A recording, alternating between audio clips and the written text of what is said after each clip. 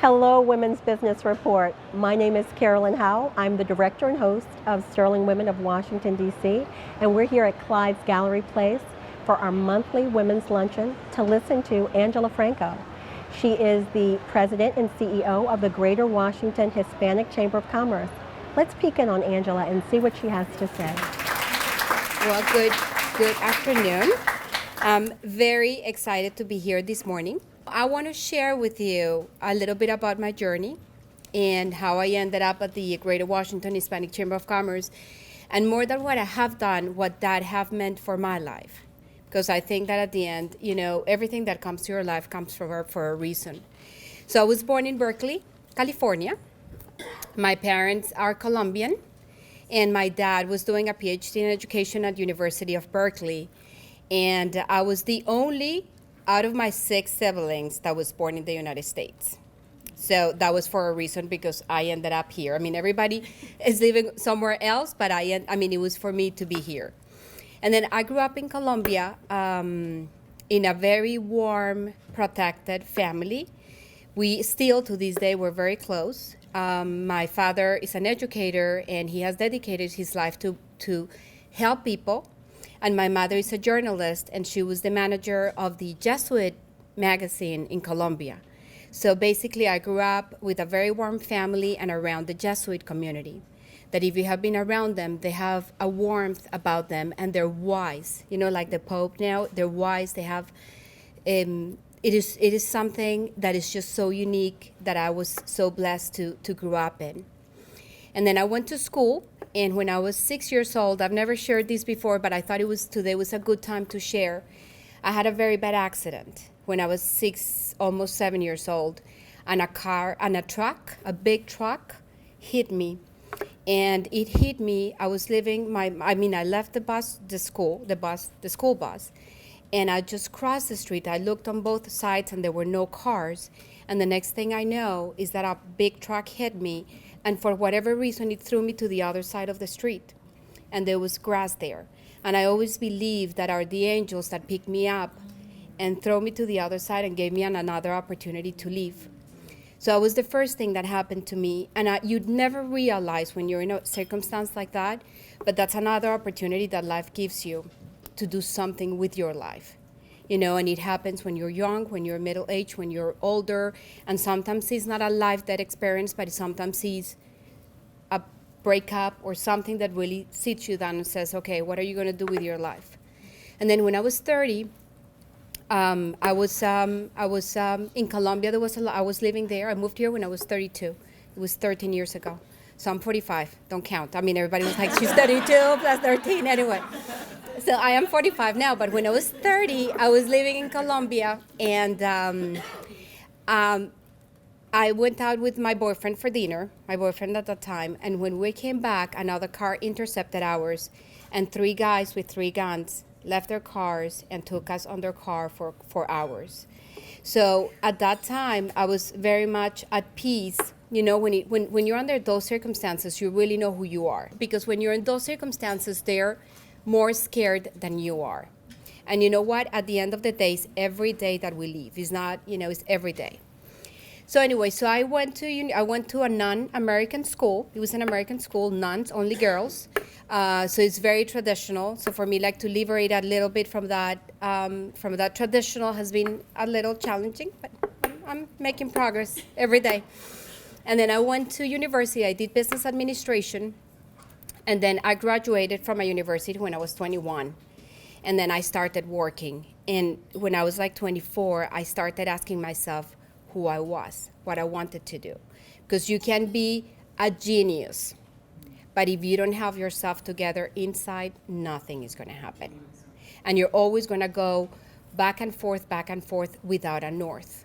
So I started when I was 24, I started doing a lot of spiritual work, work that would help me understand who I was, what was important for me, the challenges that I went, or what was the effect of the upbringing, the relationships with your parents, with your siblings, the environment, if you grew up rich or poor, or, access to education. And it doesn't matter, because at the end, we're all here today. But it's just understanding that, and understanding from inside out, because that's really what gives you the inner strength. So, I mean, I did a lot of those. I worked with a Jesuit for 3 years. And finally, when I was like 22, before I started this process, I moved to the United States for the first time. And I lived in Miami and in Puerto Rico for a year and a half. I worked in a company that a friend of mine owned, that they distributed beauty products in Puerto Rico. So I didn't know really what I was doing. And when you move to a different country and you don't have yourself together, it's not going to work. I mean, I can tell you, it can work, but with a lot of struggles. And I was just not ready. I was not emotionally ready. You know, I was still very close to my family. I was very protected. I didn't know how to turn on the washing machine. Sorry, but it's true. I didn't know how to do anything, because I grew up in a very protected family. I didn't have to do anything. But in my heart, I wanted to do it all. You know, I had that strength in my heart that I wanted to do it myself. I didn't want anybody else to do it for me. So anyway, I learned how to make pasta. I mean, I did all that. I learned the hard way, and I decided to go back. I did a master's degree in finance. You know, I don't know why I did it. I just did it because my passion has always been in people, but I didn't find that until later. You know, so I wanted to do something that was easy. You know, we always have the tendency to avoid. Is that familiar? Okay, so for me, my passion is people. You know, but in my family, everybody was like a chemistry and a physics, and the other one was an educator. And for me, like where my passion is people and helping people to come to a higher level of consciousness.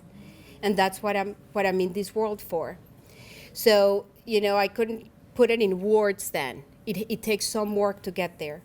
So I did business administration, and then I started working in a company, and I ended up as the general manager on a national level of a pension fund, and where I needed to manage all the branches and, you know, set up the strategy for the company. And I was 30 years old, and I was really, honestly, at that point, didn't care, didn't want to do it, and I was not ready. Because it's so much pressure on you to have that big responsibility. And at that point, I didn't see what I'm seeing now, that I really didn't care. That was not where my heart was, and I just didn't want to do it. But I started feeling, you feel that emptiness in your heart. You know, have you felt that? That you're empty in your heart? That's what I started to feel. And I'm like, what I'm doing here, I feel I'm not using my time wisely. And I started praying a lot of praying, because I was like, what I'm going to do, and I didn't know, and Colombia, and anyway. And like one day, I'm not kidding, out of the blue, my first boyfriend, we were together for a year and a half, we're very close, he was very close to my family. He called me and he says, Angela, why don't you move to the United States? You're an American citizen, you're a woman, you're educated, you can have possibilities. And my first response was, guess, no. Because I had my past experience and it was very difficult. And I said, no, I'm not up for it and whatever. And then he called me back a week later. And then what I thought, after you work on you and you understand that there's a higher power than anything in the world, is, you know, maybe I should listen to these and really look into it and see what happens. So I said, okay, you know, let me think about it. So I remember I bought a bottle of wine and I went to see my mother. And I sat with her for lunch, and I said, Mommy, this is happening. You know, this person called me, and, you know, for me, I don't know, I'm scared. And she says, I'll support you. Go and I'll support you. And I always want to cry. I know. Very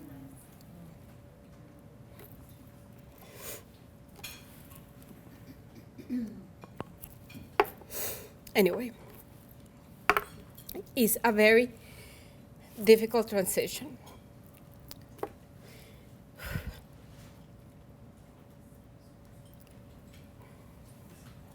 Okay, so then I moved here and I started, thank you.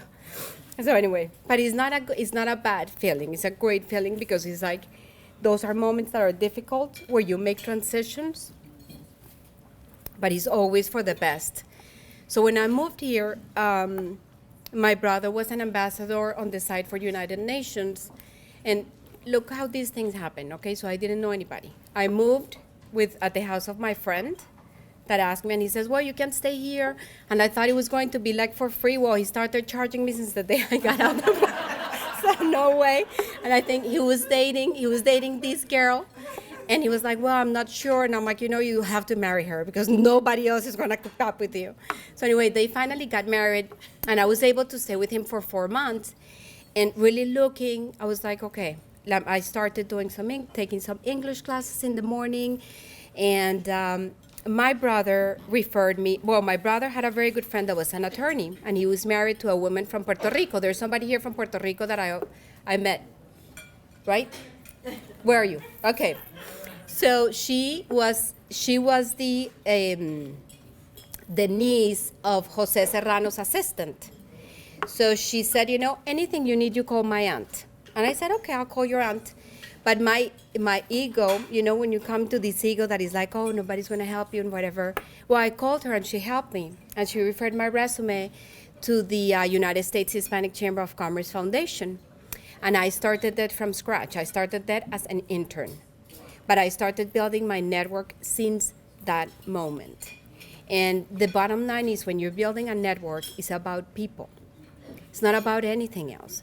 If you look at people like what's there for me, you're not going to build a network.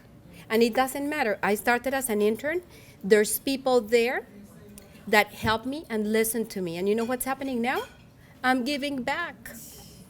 I am giving back. I'm in a place where I can give back. And I have found them jobs and get them, anything I can do, because sometimes we don't, like we meet somebody and we're like, oh, this person is not good enough for me maybe. Or, there's nothing that he or she can give to me. And don't we all do it? Don't tell me no, because we all do. We're gonna start with that reality. Everybody is worth. If it is, and if life puts them in your life, it's for a reason. Sometimes it's because you have to learn something. You think they're not going to give you something? Or they don't have anything for you? I'm sure there's something there for you. So I started building my network. And then the next thing you look when you move into a new country is financial security. So my experience was in banking, all my career, financial planning and banking, numbers, clients, whatever. And I had the opportunity to work for BB&T. And I worked with them for 7 years. That's when I met Rose, and I met Margaret Singleton there as well. So I started as a banker here doing loans. I did small business loans for a year. And then I talked to the president and I told him, I said, I am so thankful for this job because I was very thankful, but I just don't like the job. So I want to stay in the bank, but I really don't feel that my heart is there. Well, he changed me 2 months later and he put me in business development, and that was my thing. And then they put, I had access to a lot of events and I was single, so I went out from Monday through Sunday. So that's why, I built my network with everybody. So when somebody tells me, oh, Angela, could you give me your network? I'm like, no. Not because I'm selfish, it's because it has been a lot of work, a lot of time, a lot of building. And it is important that we are respectful of those relationships that other people have.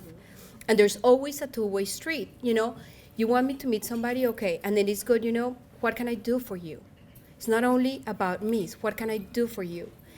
And so I got married, and my son was born. And when my son was born, you go through another transition. So that was the best time in my life, really, when he was born. But I said, I cannot work in the bank from 8 to 8, and then they wanted you to go to 2 networking events and pushing you for goals. And I'm a self-starter, and I make my goals if my heart is into it. But when somebody tells me, you have to do this or you have to do that, and I don't have my heart, it's just not going to happen. And it was just not flowing for me. And that's when I sat down and I said, maybe I'm in the wrong place because I'm a winner. And when you're a winner, we all here are winners. It's not me, it's everybody. Yeah, right? Everybody's a winner. It's just when you feel things don't flow, maybe you are in the wrong place. Why fighting the system? We all fight the system. And I said, okay, I really need to sit down because maybe I'm in the wrong place. And I started doing informational interviews. I did a list of 10 people that could help me that were in a higher place than I was. And out of those 10, I got 4 contracts to do business development and fundraising and to help them. And one of those was the chamber. And in that moment, the president of the chamber was named to work with the Obama administration. And she called me one morning, and I had my baby, it was a month old. And she says, well, put your name as the next president of the chamber. And I said, no, I cannot do it. And when I look back, it was my own fear speaking, saying, I don't know if I am the right person to do that. But my journey at the chamber has been the best teacher I've ever had, because it has taken the best out of me. Like the networking piece, the attitude or the service driven I am, building something from scratch. And I remember that too. Some people called me and they said, you're crazy to do that because some of the funding was going away, and I don't think you should do it with all the security you have. My mother is very like, oh, don't lose your job. And I'm like, and I was like, I'm the opposite. I'm a risk taker. If you feel that in your heart and you have the drive, you're capable, you can do it. And I said, I'm going to take the risk because I feel, that the bank is a closed chapter, and I feel there's some other things for me out there. So we started building, and really the chamber has grown. We had, 60 to 80 members. We have over 640 members now. We are now number 8 by the Washington Business Journal, the Book of Lists. And it has been a journey because we are a minority organization. And when you're a minority organization in the United States, so there's something that you have to know. I grew up in Colombia. There's no women or minority or anything, nothing. Okay? So when I moved here, I became a double minority, Hispanic and women.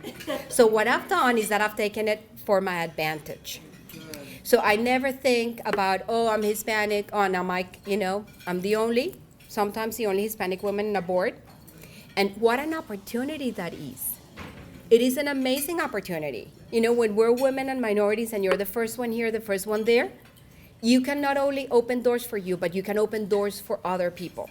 And it's our responsibility when you're in a position that you can open doors for others. It's not about you. It's what are you doing for others. So when I go to bed, I never think how much money I raised. I said, what did I do today to help somebody else? What did I do today for me? Did I take the time to exercise? Did I take the time to be present? Did I take the time to talk to somebody? And what Carolyn was saying is when she met me, and I'm glad she felt that, because for me, people are the most amazing thing that the world has. I have a friend and she reads 1, 2, 3 books a week. I meet 1, 2, 3 people a week, and that for me is the world of books, okay? But when I tell you meet, there's some people that you meet and you say, hi, how are you, the name, whatever, is that I know I talk to them, I care about them, I care about who their family is, if they are happy. I can see in their eyes. I can see in their eyes if they're happy, if they're going through difficult times. It's just something that is, for me, so unique, and that is what helps me every day, help other people. So I want to share, so in closing, first of all, I wanted also to recognize the staff at the chamber here, Almita and Pamela. Pamela Nieto is the Director of Marketing, and Almita is the Director of Membership. They're also angels in my life. So I remember when Almita started, the chamber was like in a little bit of turmoil, and Almita came and it was like, all peace. She brings that peace. And Pamela brings the charm and happiness. She laughs about everything. She's very flexible, like we say in coaching. So I studied everything. Then I did banking school with the bank, and then I did life coaching, because that's really where I think my life is going to end, like helping people create a higher level of consciousness in people. So what I do at the chamber is use something that we call energy leadership. Who has heard of energy leadership? Nobody? Well, Antonio Dos, from the director of the SBA in the office here in DC, he gave me this book that is called Energy Leadership. And I was like, I found my book. Because energy leadership, we always think, oh, because we have a clear strategy, this thing works. Oh, because we're selling, this thing works. None of that. It works because the energy that you have in your heart reflects in others. The chamber grows because my energy extends, because people feel we are at service, because people feel we're honest, we're clean. You look at the organization and you see a cleanness about it. And it's because it comes from the leader. The cleanness of the heart goes down. And that's what you always have to remember every day. What I have in my heart reflects in every person I touch. So just to close, I'm going to share with you some of the principles that I live with. And I try to write them here. I never write much of what I say because I send my angels first. But one of the things is never underestimate people. You never know. You never know. And I have to tell you that now the people that I remember the most are people that were with me when I needed them. Ego. Ego is not a good friend. Ego is not a good friend. We're always learning, so we don't know it all. We have some strength. Build on the strengths. I mean, what are your inner strengths? And I think that my spiritual work really helped me to understand what my strengths were. And the Chamber has been an incredible organization that has taught me so much about myself. There's always a two-way street. So everything is not what's there for me. It's how can we create a relationship that helps us both? How can you live in a relationship where you're receiving and you're not giving? Or how can you live in a relationship where you're giving and you're not receiving? There's going to be a point that is going to end. Unless there's a balance, it's not going to work. Inner strength. Inner strength for me is my core. I mean, besides family and God, but really being strong inside, that whatever happens, you're not going to fall. You're going to keep going because you're always going to look at the big picture and what's in your heart, what is important for you. Priorities. And there's one more thing two more things. Don't take things for granted. Nothing is given. I don't take it for granted any day. I thank for my son. I give him a hug. I go to the office and I don't take my job for granted. I don't take these opportunities for granted. Everything is a gift. And the last thing I want to say, and I want to close with these, look forward. Sometimes we hear all the noise around us. You have to be able to do these, and keep going. Keep going. If you want advice from somebody, ask for it. But if you're not asking for it and somebody offers it, maybe it's not the correct advice. So be selective in the advice you receive. And that is this is key, and every time I'm going to give feedback, I ask for permission. Would you allow me to say something? But how would you feel if somebody tells you, what, I really think that what you did the other day? No. Who gave you permission to get into my life? So sometimes I'm like, thank you, but next time, if I want your advice, I will ask for it. So it is important that we set up those, because sometimes people tell us things, we're not asking for it. They just say it. Say it for what? Because they think they know you? That is the minimum respect we can have for another human being. So I really thank you, Carolyn. I thank you very much for the opportunity. To all of you, thank you so much for coming. I appreciate and thank you so much for your energy, and I can feel the love, so thank you for that as well. Thank you. I certainly hope you enjoyed listening to Angela Franco and her really moving story. Our luncheon takes place the second Wednesday of each month, and next month, which is October, Breast Cancer Awareness Month, we're pleased to have Dr. Christine Teal. Dr. Teal is the director of the Breast Care Center at GW University Hospital, and we look forward to having you join us. If you'd like to attend Sterling Women of Washington, D.C., visit us online at sterlingwomenofdc.com, and you can log on and click upcoming events and register for the event, or you can call us at 703-929-3707. That's 703-929-3707. And as always, thank you, Women's Business Report, for your help and your coverage in this, and we look forward to seeing you soon.